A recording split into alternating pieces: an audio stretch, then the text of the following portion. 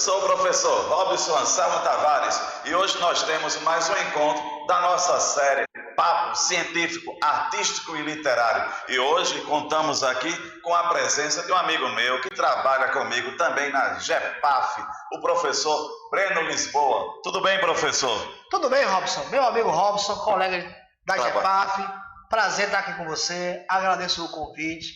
E é sempre bom fazer esse projeto do Papo Artístico Literário, porque é uma coisa que está dando muito certo. Acho que já é um sucesso como prática pedagógica do estado de Pernambuco e estamos aqui para falar sobre história nesse formato maravilhoso que é o formato de um papo artístico e literário. O professor acabou de falar que é um papo, é isso aí, é uma conversa gostosa.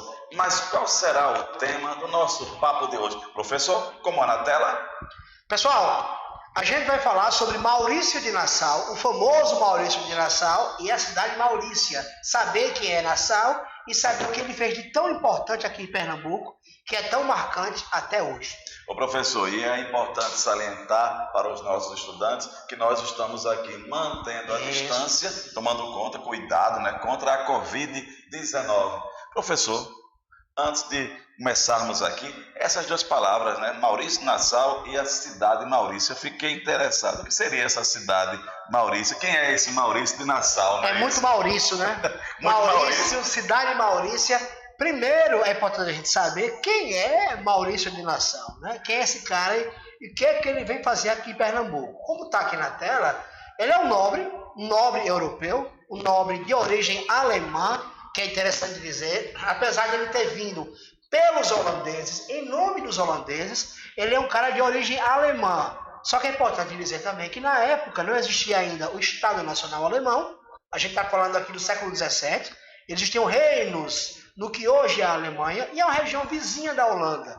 E Nassau era um cara que, apesar de origem alemã, ele era aparentado dos nobres holandeses. As principais figuras da Holanda, as principais figuras da nobreza holandesa que comandava e governava a Holanda eram aparentados de Maurício de Nassau. Interessante, professor. Acho que muitos dos estudantes ficaram agora esclarecidos, porque quando eu estudei, nos livros de história havia assim, Maurício de Nassau, holandês, não é isso? É. Holandês. Por quê?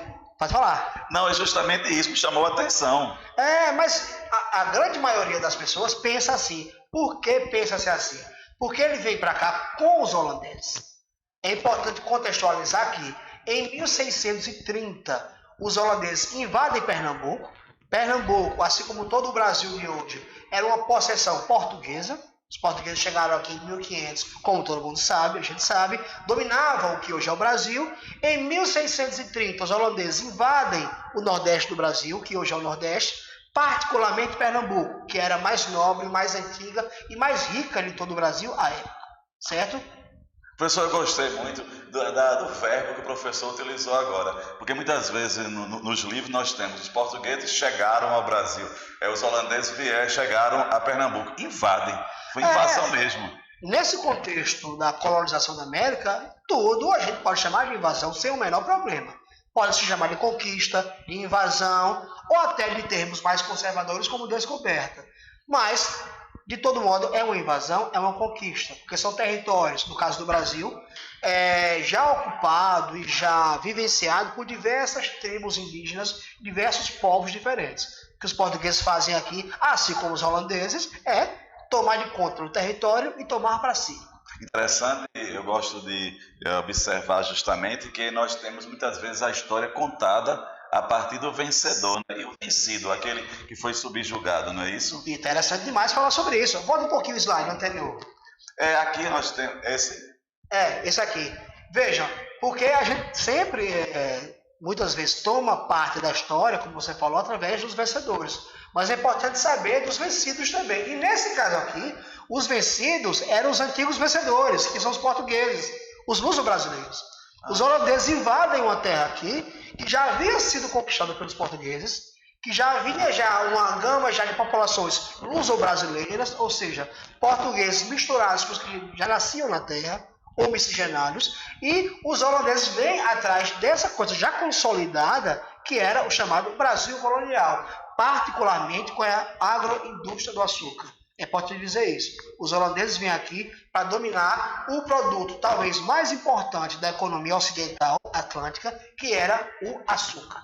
Professor, e na tela nós temos uma figura. O que é isso, basicamente? Isso vai dizer para a gente por que, entre outras coisas, Nassau é tão importante, tão famoso na história de Pernambuco. Não existe, eu acho que nenhum pernambucano, nenhum recifense, sobretudo, que pelo menos tenha ouvido falar vagamente desse rapaz aí, desse nosso colega aí. Essa é uma pintura da época, feita à época da própria vida de Nassau, que é o Maurício Nassau. Famoso Maurício de Nassau. E é uma pose nobre, não é? Você pode ver pela vestimenta, pela pose, e até esse tipo de pintura, de retrato, como se dizia na época, só se fazia de gente dessa estirpe, desse grau de nobreza, desse tipo de grau hierárquico da sociedade, que é o caso de Nassau. Né? E ele era Conde Maurício de Nassau. Certo? Maurício de Nassau, justamente por ser de uma região da Alemanha chamada Nassau-Siegen, que geralmente o nome de conde vem anexado da região de onde você vem. Olha aí, estudantes, acabei de receber uma informação, não é? Esse professor mostrou que Maurício Nassau, eu pensava, professor, que Nassau fosse sobrenome, é justamente a origem dele. Mais uma informação, muito obrigado. Muitas vezes se incorpora o sobrenome de acordo com a origem de onde você vem e o nome de nobreza que você acaba tendo pela sua origem territorial, que é o caso de Nassau e de outros também da época. Ô professor, aqui em Pernambuco, e em particular aqueles que estudaram, que moram em Recife, houve muito essa relação de Maurício Nassau e a história de um boi voador. Sim. Na tela. Como está na tela aqui, é importante dizer. O boi voador, ele vai trazer para a gente, vai amarrar, para a gente entender o que Nassau fez de tão importante e tão marcante na história de Pernambuco, e sobretudo do Recife. A famosa cidade de Maurícia, que como está na tela no anterior, foi uma criação de Nassau. Como assim? Quando os holandeses chegam a Pernambuco, quando eles aportam no Recife, o Recife, o que hoje a gente chama de Recife, é uma porção muito pequenininha.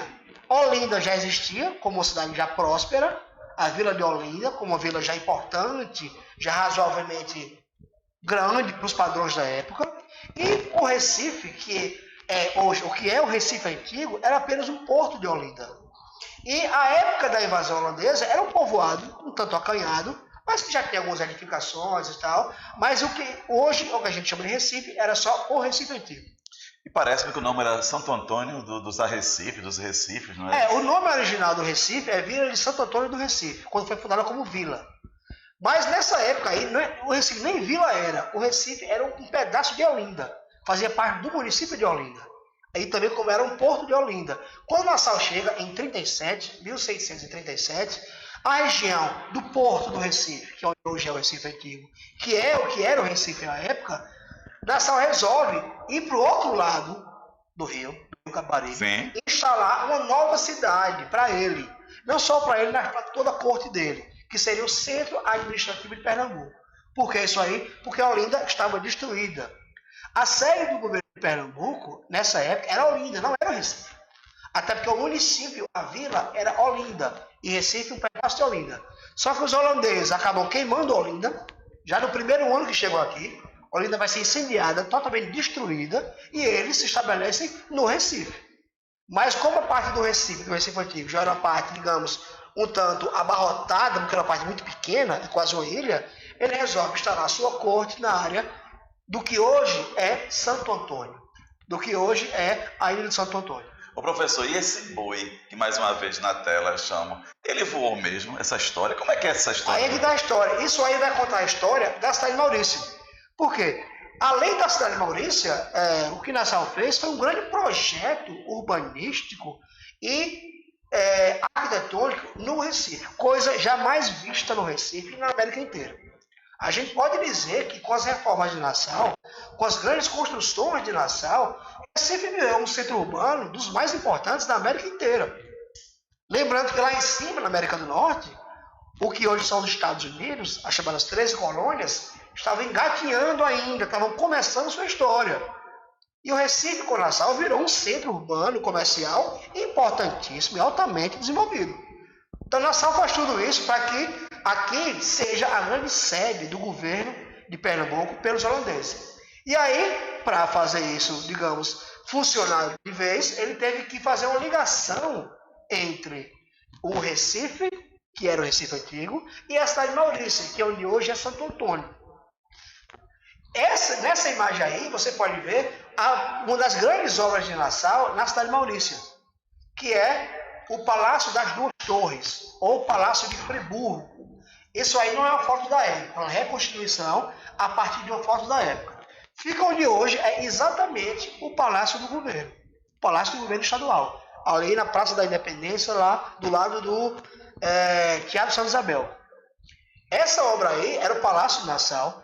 Aquela outra imagem que a gente tinha, que era todo o jardim, o jardim zoológico, uma área urbanística também, lagos, tal, todo um projeto de urbanidade que Nassau fez lá na cidade de Maurícia. E essa área da cidade de Maurícia tem que se interligar com mais rapidez à área do Recife, a área portuária. O que Nassau fez? Fez um projeto de talvez, e é muito provável, pelo menos aí é o palácio, numa imagem da época, vista de longe, vista aqui do Rio Beberibe, tá vendo? O encontro do Beberibe com o Capibaribe, aquela área ali, o que hoje é atrás do Palácio do Governo. Essa é a imagem da época. Então, né, para ligar essa região aí, da cidade de Maurícia para o Recife, tem que fazer um projeto de uma coisa que, para a época, audaciosa, né? Era audaciosa, caríssima e altamente nova, que era o quê?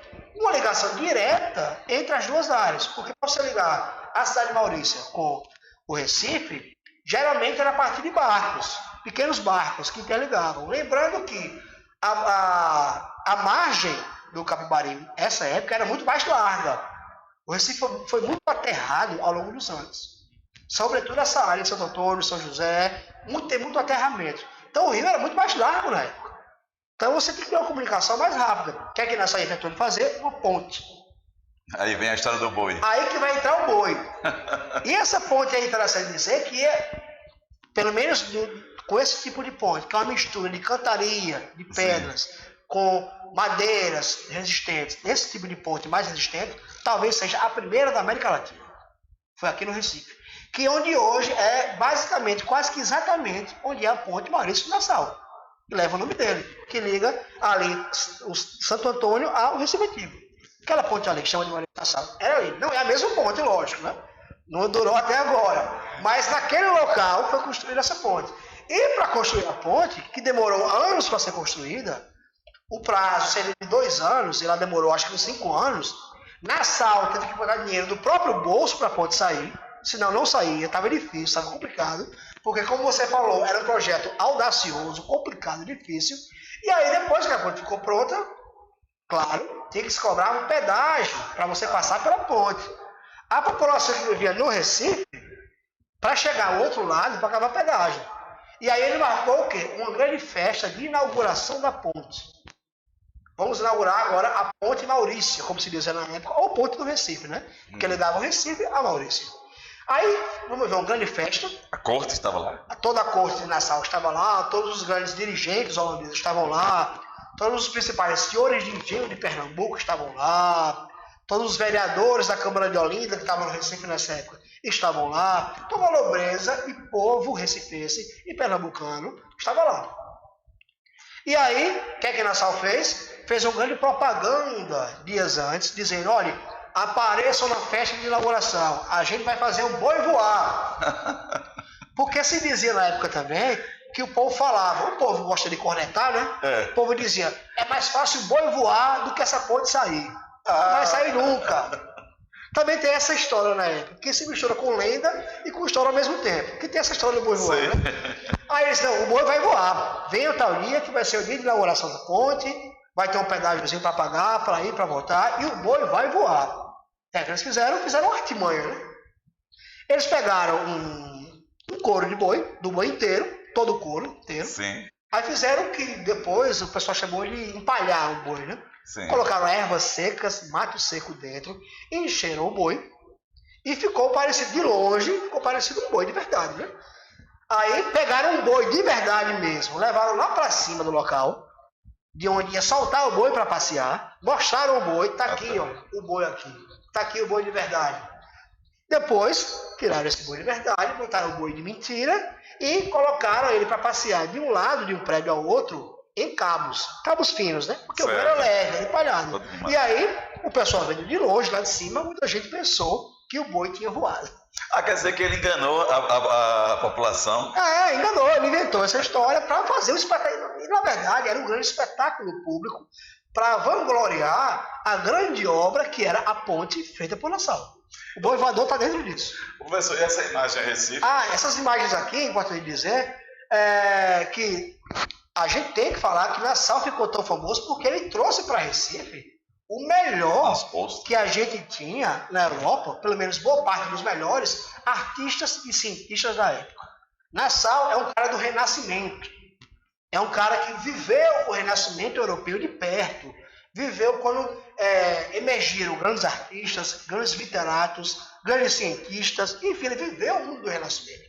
Até porque o mundo holandês, que ele viveu junto com o mundo alemão dele, estava muito mais participando do mundo renascentista do que o mundo português. Ô professor, aí veja só, e nessa época a riqueza era cana-de-açúcar, como a... Então o que é que Nassau trouxe para cá? Gente para retratar o que era o Brasil.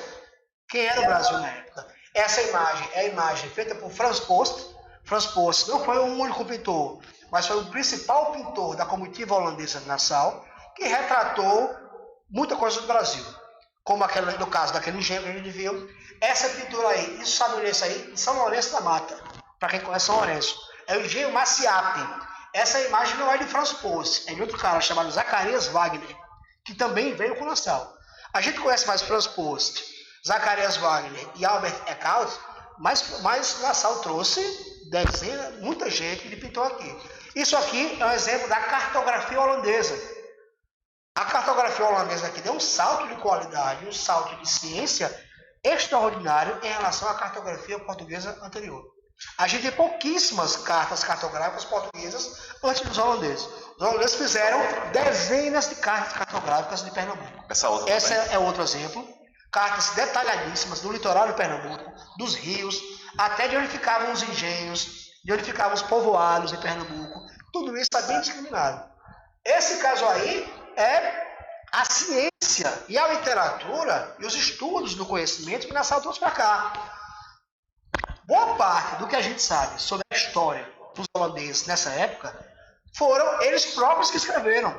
Aquela obra anterior, bota um pouquinho, por favor. Essa obra aí é do famoso Gaspar Barlels, que foi um historiador, um escritor, era um cara que era literato, historiador, geógrafo, cartógrafo, mas principalmente historiador, que Nassau trouxe com ele para cá, na sua comitiva, e ficou imbuído de escrever a história do governo de Nassau em Pernambuco. Então, até hoje, a gente tem esse livro de Gaspar Barlels que informa para a gente como foi o governo de Nassau aqui. Boa parte do que eu estou falando aqui com você, do que a gente está discutindo, a gente sabe por quê. Aquele livro que Nassau trouxe o cara para cá, escreveu e mostra para a gente. Ô professor, agora eu gostaria de fazer uma pergunta. Muitos estudantes me perguntam a seguinte questão. Assim, professor, será que se os holandeses estivessem em Recife, seria melhor? Isso procede? Isso é um dilema antiquíssimo e um dilema interessante, né? Todo pernambucano pergunta isso. Por que a pergunta? Porque se você compara Pernambuco antes de Nassau depois? E com Nassau, a diferença, culturalmente falando, economicamente falando, enfim, em vários aspectos, é gritante. A gente está vendo aqui que Nassau transformou Recife completamente numa cidade que era a das mais importantes na América. Culturalmente falando, trouxe tudo isso, cientistas, artistas, enfim, uma série de coisas. Só que Pernambuco continuava sendo uma colônia, assim como era de Portugal. E Pernambuco continuava sendo escravista, continuava fazendo tráfico de escravos com a África. Todo ano chegava uma leva imensa de escravos que vinha lá no navio negreiro, passando 3 meses de navio da África para cá, sofrendo a miséria, o diabo. Ou seja, continuava sendo um país escravista, um país desigual, um país que, voltado para a economia exportadora, era uma colônia. Diferente, mas era uma colônia também, em que as desigualdades imperavam, que a escravidão campeava e que o interesse básico era a economia açucareira e exportação. Ô professor, inclusive, só para atrapalhando um pouco, nós temos na América um país que também foi dominado pela Holanda, não é É isso? outra coisa que a gente tem que pesar sempre, Robson. Procure hoje, como você falou bem, chamou bem a atenção, muito bem, porque procure hoje uma ex-colônia holandesa que seja um país, eu não vou dizer nem rico, mas um país assim, socialmente equilibrado, um país que tem uma economia razoavelmente equilibrada, boa, uma sociedade equilibrada também. Não tem. Um exemplo clássico é o Suriname, por exemplo. O Suriname que fica aqui no norte da América do Sul, colado ali com As Guianas, né? com as Guianas, a francesa, colado também com a Amapá, se eu não me engano. O Amapá é o Pará. Depois a gente olha no mapa. Mas ali, são países extremamente pobres, deficitários, dependentes e que são exemplo de ex-colônias holandesas. É claro que cada caso é um caso, ninguém sabe o que daqui de Pernambuco sairia, o que viraria se a gente continuasse com a Holanda, mas não tem exemplo de ex-colônia holandesa hoje que seja próspera, seja rica. O professor acabou de elucidar essa dúvida, então justamente dá para entender o seguinte, nós éramos colônia, jamais poderia, quer dizer, até então poderia chegar que a Holanda ou seria, né? Isso o papel deles aqui era explorar. Até porque os holandeses aqui não era exatamente o país Holanda que governava o Brasil, era uma empresa chamada WIC, Companhia das Índias Ocidentais, traduzindo, que era uma empresa comercial de ações, uma empresa moderníssima para a época. Essa empresa planejou a invasão e invadiu o Brasil. Então a gente era dominado por uma empresa comercial. Uma empresa. Então como é que você vai imaginar que um país, um local, se desenvolva, vira uma coisa interessante, importante, se é uma empresa de fora que desenvolve para aquilo manter a exportação? Então, a gente era colônia também, do mesmo jeito que o Brasil de Portugal, de forma um pouco diferenciada, mas continuava sendo uma colônia. Ô professor, já estamos chegando ao nosso final. Eu gostaria que o senhor lançasse um desafio para estudar, o nosso estudante aí. Sim. Pessoal, continuando nessa polêmica de será que Pernambuco seria alguma coisa melhor se ficasse com os holandeses, se a gente ficasse com a dominação holandesa, faça um teste hoje. Procure na internet mesmo, que hoje é mais fácil. Até no seu celular você procura lá. Bote lá, Suriname. Conheça que país é esse. É nosso vizinho, é aqui da América do Sul. Suriname, que país é esse? Onde fica, qual a sua população, qual é a sua economia, como é que é a sociedade, enfim. Pesquise o nível de desenvolvimento humano e social de Suriname, ex-colônia holandesa. Minha gente, estamos chegando aqui ao final desse grande bate-papo aí. Elucidou muita coisa, professor. Antes de mais nada, agradeço a nossa professora Isabela, certo? Professora aqui, a professora de Libras. Muito obrigado, Isabela. Muito obrigado. A Ronaldo e a Sidney, nosso amigo, que também está aqui nos acompanhando. Professor, muito obrigado. E o desafio que eu dou para os estudantes é o mesmo, estudar um pouco mais sobre o Suriname e conhecer essa figura tão assim forte no cenário pernambucano, que é o Maurício de Nassau. Professor, muito obrigado. Suas últimas palavras? Muito obrigado, Robson, pelo convite, pelo bom papo. É sempre um bom papo falar sobre história, falar sobre Pernambuco. Agradeço o pessoal todo aqui da equipe certo, do então. EducaPE, e a gente está aí disponível para as próximas. Um forte abraço, professor Robson e professor Breno. Valeu, pessoal.